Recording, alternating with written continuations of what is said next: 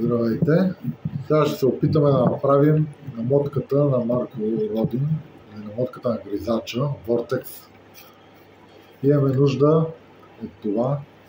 Виждате, тороидална сърцевина, рамка, изпринтирана с 3D принтер и намотка.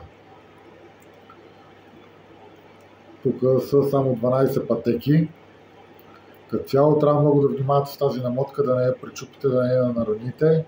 Много внимателно да не бивате. По принцип е хубаво да имате някакъв стик, нещо, което да я намотавате, за да може да минава през тази дупка, но като цяло аз не намерих такава за момента и реших така по-внимателно да действам, но да е по този начин.